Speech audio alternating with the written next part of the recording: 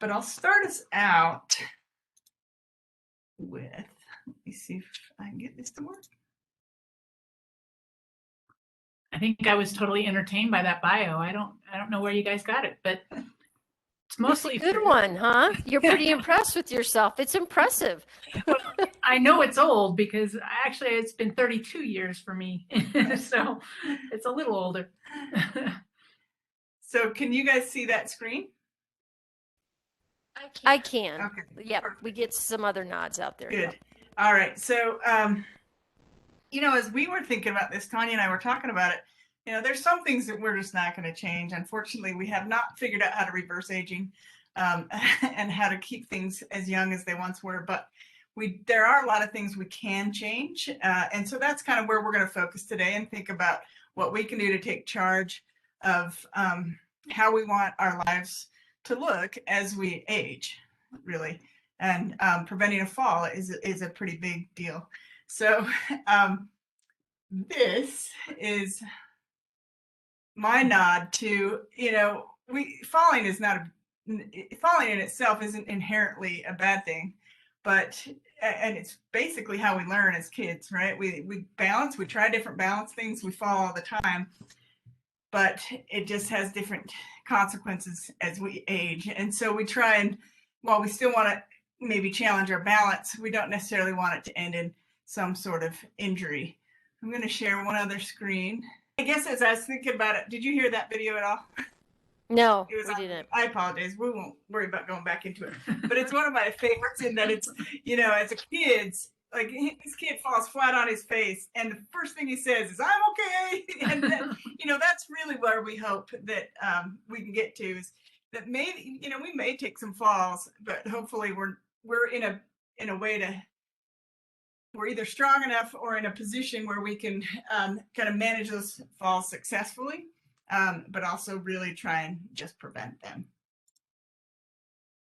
And you know, falls are kind of an interesting thing. Are you doing this? Yeah. Okay, go ahead. So we haven't practiced this, obviously. So any research that you read about falls, and I'm sure some of you have looked up some things because you go to the doctor and they ask you about them, but the definition of falls is usually a big questionable point, because a lot of people won't report things, and actually it's figured out that we'll give you statistics, and those statistics are based on the ones that are reporting falls. For all those that will actually report a fall, there's another half that aren't reporting them. So take that as a grain of salt. We're not unusual. We don't like to talk about these things. And there's a lot of fear behind it too. But the definition that we're using is unintentionally coming to rest on the ground or a lower surface.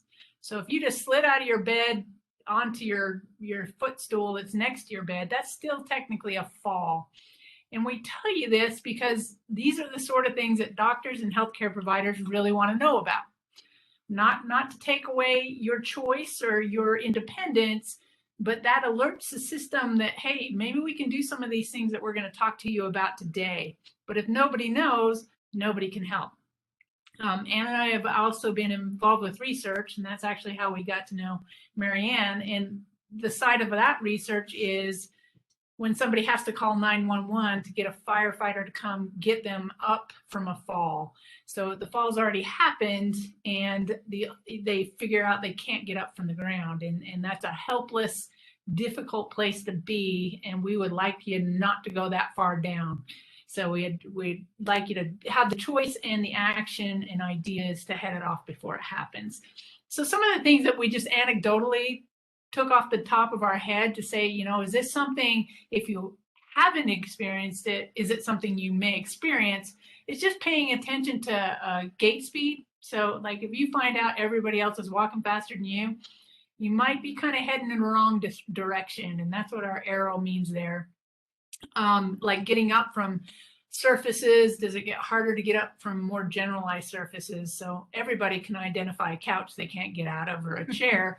So you just avoid that. But then you go to a friend's house and you have to use a restroom, you can't get off their toilet. I mean, it just becomes more generalizable and more difficult. Is it difficult for you to reach things up in a cupboard? You feel like you're losing balance if you look up or if you reach up. And then actually starting to limit how much you go out and do things that you enjoy because you think there might be situations out there you can't do. So those are kind of like these, what we would call yellow flags, like, hey, maybe we need to do something about this. So that's all that's about. The next one is numbers. Anne thinks she's the only one that likes numbers, but I think most people kind of want to know, is this a problem? And most of us living every year a little older, we realize we're losing a little bit of our athletic prowess. For me, no, not really. Just going a little bit downhill, a little bit more. But this is how big of a problem is. This stat says 1 in 5 adults over 65 who have fallen have broken a bone or a head injury, or they sustain a head injury. Those are considered serious injury. So 1 in 3 over 65 just have falls with no other health condition going on. So just by sheer number and age, we see an increase in your risk of falling. Every year, 3 million older people are treated in emergency rooms due to a fall. 3 million, I mean, that's pretty big. These are all stats that come off the CDC's website. 800,000 people a year have a head injury or hip fracture from a fall. And on the other side of that, 95% of hip fractures are due to a fall. And falls are the most common cause of traumatic brain injury. Traumatic brain injury in older brain is a much bigger deal. So generally you can hit your head not that hard and you can have slow bleeding that causes huge problems. So that's why they're considered serious injuries. And if you're admitted to the hospital for a fall, you're much more likely to stay there longer than for any other cause for elderly being in the hospital.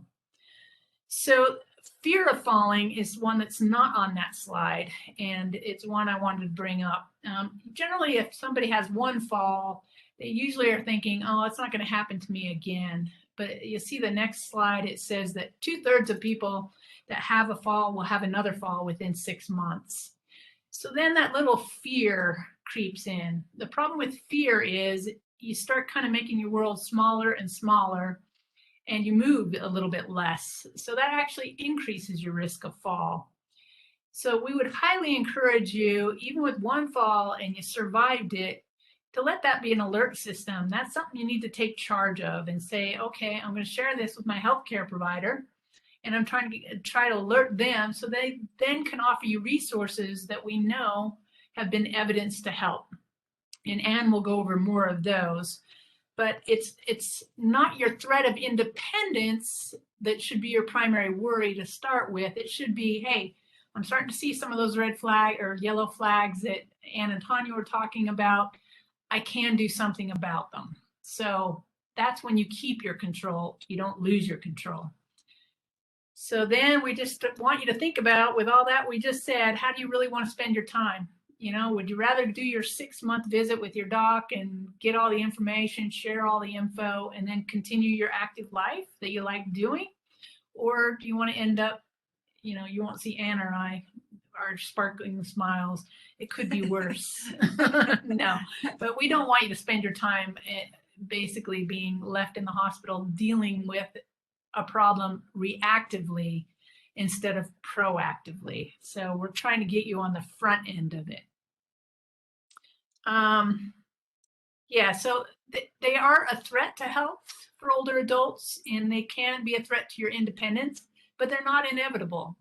We know as we age, the risk increases, but then there's steps that you can do that will do what we call modify those risks. And I think lots of you are probably interested in that part of it. And we have tons of research that would support that there are things that you can do to make yourself more functionally independent. And that's what our goal is.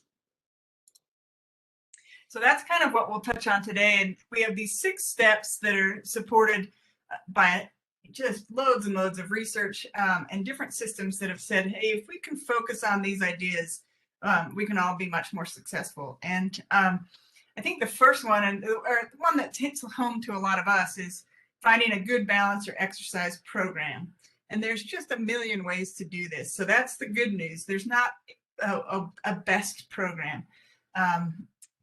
unless the best program is the one you'll do. You probably heard that saying before, and that's pretty much true. So you're trying to figure out and think and just reflect for a minute on what it is that what do you really enjoy, whether it's walking with a friend, whether it's a class scenario or a video or something where you can do it on your own, something you like to split up during the day. All these variables can be, you can play around with all these variables and then figure out what works best for you.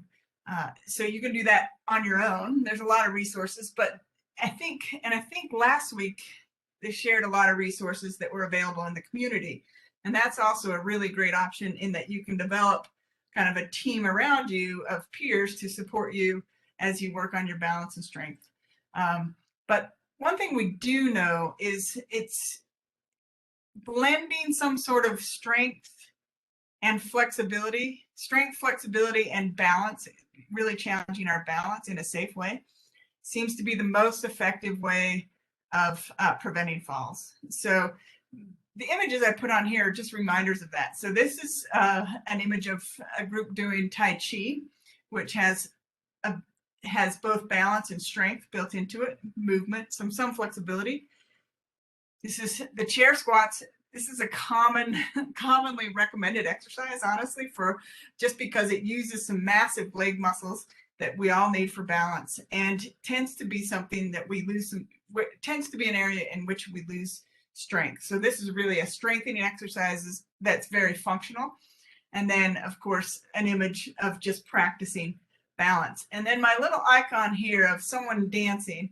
There has been a handful of research looking at people engaging or doing their exercise while there's music playing. And that seems to have an added benefit for trying to increase your tempo of movement and probably also just pure enjoyment. So you find some sort of music that you like and kind of build that in to your routine. So those are some general ideas. We have a good friend that's a retired nurse, but a very active researcher. Actually, a very active researcher on falls. And she's had the benefit, I guess, of going to physical therapy recently. And, you know, if I could see your hands and you could tell me how many people have actually experienced physical therapy, I'd be curious to know if you've experienced what she experienced. So she went in, first of all, for a pre-visit for a surgical consult for a knee replacement. And she was so disappointed because she said everybody, the therapist she gave her a handout. People didn't look like her. They recommended 3 sets of 10 of these exercises, and they weren't exercises she could relate to at all. So immediately she knows she's not going to do them. Now she engages just enough with healthcare that she's the type that would actually say to the therapist, I'm not going to do these, you know? So what she was thinking is she would want somebody to know what her interests are. So for her, anything that resembled or fed into her ability to keep gardening was really important for her. So, you know, as we were talking to her and saying, oh yeah, you could definitely put a stool out there and you could practice the different heights of the stool, getting down to the ground, getting back up. Those were all things that fed into what she wanted to do, which was gardening. And yet they were truly strengthening exercises. So, you know, don't be afraid to advocate for what you want to do and being completely honest if you don't want to do something. You know, we as researchers tried to look up if there was magic in 3 sets of 10, and there's not. We don't know what it is. It probably works because people will do it, and that's about it. So please, we encourage you to be honest, open, and be an active participant in your healthcare. It's hard to do. I've been shut down on my own, and I get it, but I'm going to keep going up that hill. Thanks, Tanya. So Tanya made an excellent point that I think kind of persists throughout this, is that, you know, it's worth taking some time to really think about what it is that motivates you, what is really meaningful in your life. And if your physical function is declining, your mobility is declining, how is that impacted? Or if you don't do anything about that nagging problem that you have right now, what will that look like in 5 years? Will you still be able to enjoy that thing? And, you know, Paige referenced my grandmother. She was an inspiration to me. And she was probably 96, and I got an email from her, and she said, "Anne, I thought I was going to die this year, but I didn't." This was after the winter. And so now I want to get out in my garden. She loved to even just watch the birds. And I think I need some strengthening for my leg. So she wasn't super motivated to exercise just for exercise sake, but she did have the things she really enjoyed around her home and realized that there were certain things she needed in order to sustain that. And we have a question in the chat. Yeah. It asks, are there programs with cushions that you can fall down on? I keep breaking bones when I fall. Well, I'll answer some of that. I mean, obviously in a program in healthcare, we can't really advocate for people falling. We get in a lot of trouble that way and need a lot of insurance. But being an inpatient rehab therapist and an outpatient rehab therapist and a home health therapist, there are certainly ways you can make an area safe. So like I literally would pull cushions off people's couches. Does two things. It pads so you don't go down hard, and it also gives you a little bit of a bump up so you can get up from that. I think you would be hard pressed to find a program that wasn't like a neuropsychiatric institute with padded walls. So it would be just trying to recreate a fall and getting back up. The breaking bones part, you'll probably see we're going to address here. That's something also we want you to talk to your physicians about, because bone health does decrease. So a smaller fall can be a consequence or result in broken bones. So exercise is actually another antidote for bone health. So we would encourage weight-bearing exercise and things that keep you active and mobile. So I don't know that answered it, but yeah, we certainly should take that into consideration. And it definitely is something you should share, that when you fall, you break. We need to know that. Yeah, Laura, are you willing to talk out loud? I guess I just have questions on what you've already tried. Oh, okay, no worries. So yeah, I think about, bone health is integral to, or plays a big role in fractures, especially with falls. And as Tanya said, weight training. So whether you're on your feet doing training or training against weights can have a positive impact on bone health. But there's also a lot of medical interventions, different medications that should be considered to try and improve that bone health when possible. But there is, there's other ways to think about creating kind of a safe environment when you're practicing balance. And what we do a lot with individuals is if we know that it's difficult to balance and they are at risk of falling over, we'll recommend using maybe a corner. So if you're in a corner, you could fall into either wall and you're standing close enough that that fall doesn't put you into the ground, but forces you to try and work on some balance and recovery. So you do want to kind of get to your limits. You want to push your limits. If you're having a lot of falls and this is a big risk for you, I would probably go through a program like that first with a physical therapist and make sure you kind of establish your limits and some solutions for that. And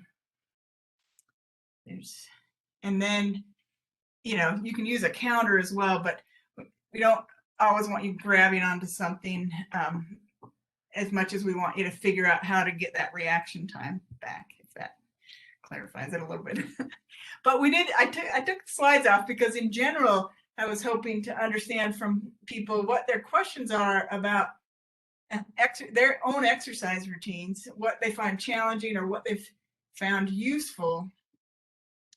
And as you're thinking about that, you can also reflect on those questions that Tanya put up earlier. Do you have challenges getting in and out of a chair, in particular like a lower seat, like a toilet?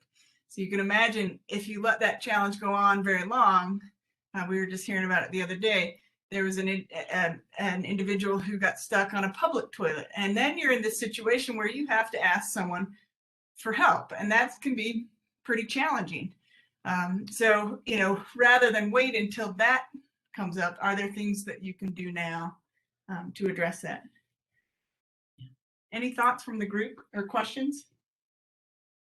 So I don't have a question about exercise yet, but you've used the word bone health Yeah. a couple of times. Yeah. Could you talk about the difference between what you refer to in bone health and what I think of when I think of bone density? We're probably referring to the same thing. So yeah, the density is kind of a gradient, right? You go from what's known as osteopenia, which is starting to weaken, and osteoporosis, which reaches a certain threshold where your risk is much higher. And so we're, those density scores, we're just trying to keep in a range that minimizes your risk for fracture. Does that help? It is. So are there recommendations if somebody has sort of gone past the menopause peak and has good bone density? What is the recommendation, the real recommendation for how often a bone density should you should do the test? Yeah, that one's probably out of ours. That's to the medical recommendations because it Okay. really depends on what else you have going on. So, in an effort not to overshare, but to overshare, is I went through radiation for breast cancer. And so now I have to be scanned. So there's certain things that you could have going on with your health that would drive that more so than just, I went through menopause. It may be your vitamin D levels. It may be, any other medication you're on. So that's probably up to your primary care physician to recommend. Thank you. Yeah. Any other questions?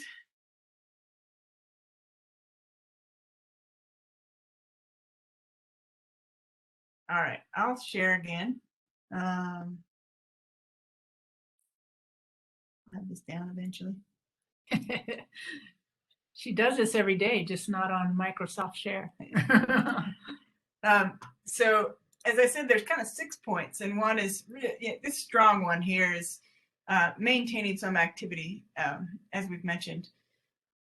And then, we've mentioned this too, but this is also very powerful, is figuring out what is specific to you. And this came up here just a minute ago when you talk about bone health. Sometimes there are certain interventions that you're going to need that your neighbor won't need to maintain strength and balance.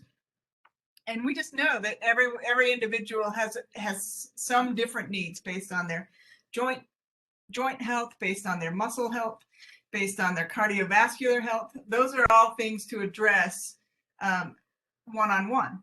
And so that's where really this becomes important, an important discussion with your healthcare provider. It's not that it's not that the fall itself is something that we can that someone needs to record for any particular reason, but it helps us take a look at what else is going on in all these systems in your body. And the goal there is to make sure that the plan for you is tailored to those specific needs, from your feet to your ears, to your brain, to your eyes. All these things play a role in balance. A pretty complex system, really. And then the goal again is so that you're thriving as long as you can in the environment that you want to stay in. So I used to say to my veterans that aging isn't for sissies. So you actually really have to train, possibly even more than you're used to doing, being much more intentional about it as we age to really keep up, basically independence and what we consider quality of life. So I'm going to go through a little activity with you. So what I want you to do is you can either tick mark it with if you have a pen and paper, or you can just count it on your fingers. If you say, and you only count when you say yes to this particular question. So this is a screen that's all right. 2 questions that are worth 2 points. So the first 2 questions. All right. So have you fallen in the past year? If it's a yes, you have 2 tick marks or hold up two fingers, and we'll keep counting. So have you fallen in the past year? Have you been advised to use a cane or walker to get around safely? If that's a yes, that's another 2 tick marks. Let's back up to the first one for a second. You can see what on the right side it says why it matters. So the best predictor of if somebody's going to fall is if they have fallen already. So that's the number one predictor of your next fall. Which always sounds funny to me. Yep. It's like, oh, that happened. I'm going to predict you like eating steak because you liked it before. But it's already an indicator for us, right? So, all right. So 2 points for each of those. Now, if the rest are 1 point. So if you hear this resonate with you, then you put 1 point down. Sometimes I feel unsteady when I'm walking. I steady myself holding on to furniture when walking around my home. It's another point. I'm worried about falling or anxious, as Tanya talked about it. I need to push up with my hands to stand up from a chair. Mark a point if you have that. I have some trouble stepping onto a curb or stepping up a curb. Mark a point if you have that. I often have to rush to get to the toilet. Mark a point for that. I've lost some feeling in my feet. That's another point. I take medicine that sometimes makes me feel lightheaded or more tired than usual. That's a point. I take medicine to help me sleep or improve my mood. That's a point. And finally, I often feel sad or depressed. And that's a point. So for those of you keeping tally, if you have 4 points or more, then you're at risk for a fall in the next 6 months. So not to say that's absolutely going to happen. It's just to raise the level of awareness. Maybe this is a time to really take some action and address one of these issues. And this goes, I put this with our discussion on how to tailor this to your individual needs. So you'll see there were a number of questions here.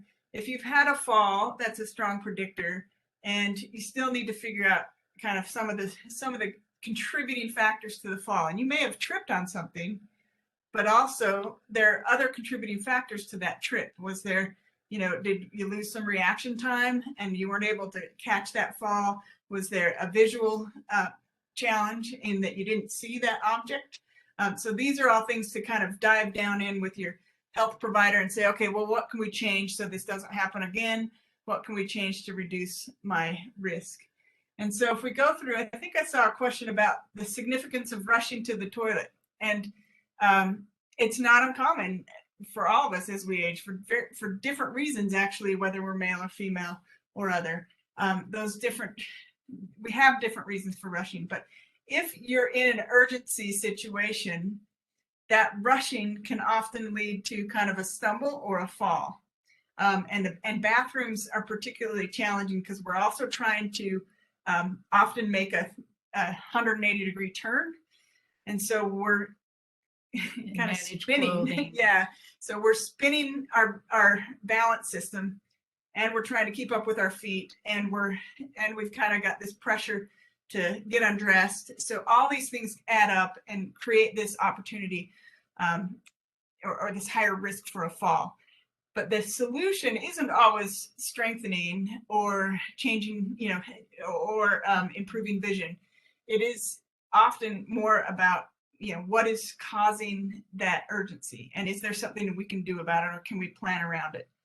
The other problem with rushing is sometimes when this happens at night. Now we do have some visual challenges as well, because often, we're in low light situations. Not really awake. Yeah. Not really coherent.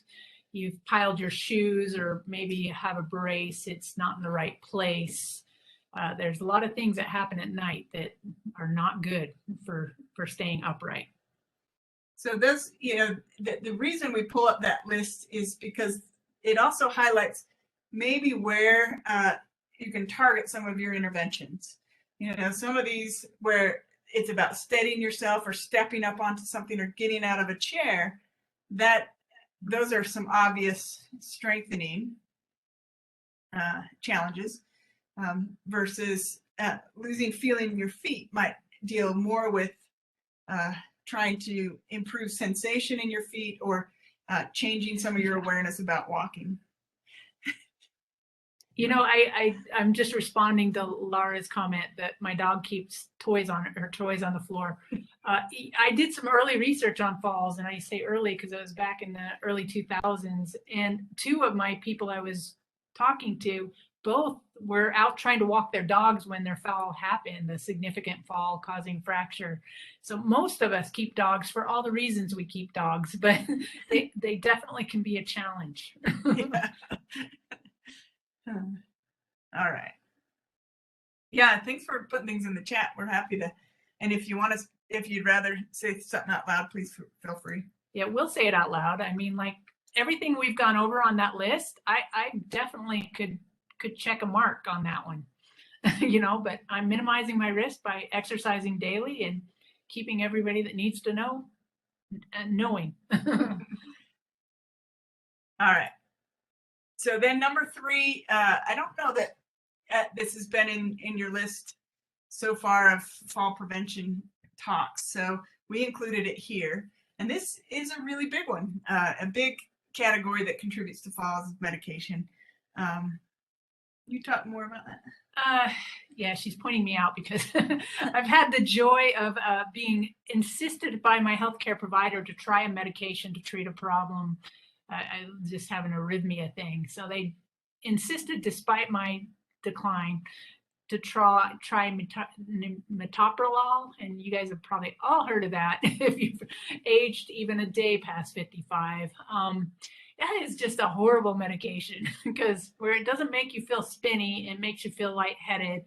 And it's a horrible, terrible experience. And so the only advice I got was take a minute on the side of your bed before you stand up. So they had identified that it might make me lightheaded, but they hadn't identified how much it could make me dizzy.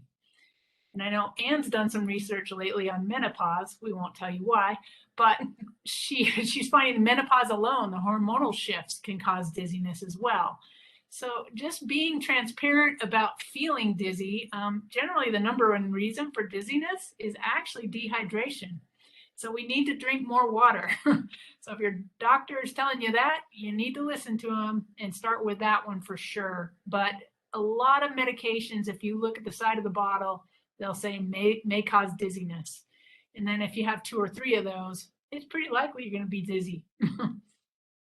So, you know, there are a few medications that will also cause muscle weakness. And I think the key here is, you know, if you feel like some of this is happening and you've noticed it as a change with your change in medications or it's persisting, then you can talk to your healthcare provider, but you can also talk to the pharmacist and just kind of mention these symptoms. Let them know that you're getting really lightheaded and you're wondering if there might be another option. So often there's maybe a different medication, or is this medication crucial? Could this medication not be playing very well with some of the other medications in the sandbox? So those are things to review with medical providers. Dizziness also can have a number of other causes. So can all of these issues, muscle weakness, the lack of vitamin D. So that when you're reviewing those things, you try and want to get it as best you can, get to the source. So the medication may not be the only reason that there's some dizziness. Another big one is kind of sensory. So I have this slide and a 4.1 slide. So we have, so your vision, of course, can really cause some disruption in your ability to see objects that you might stumble over. And again, if you want to stay mobile and stay in charge of your life, that's paying attention to when that vision is challenged. So the strong recommendation is that you have an eye exam at least once a year.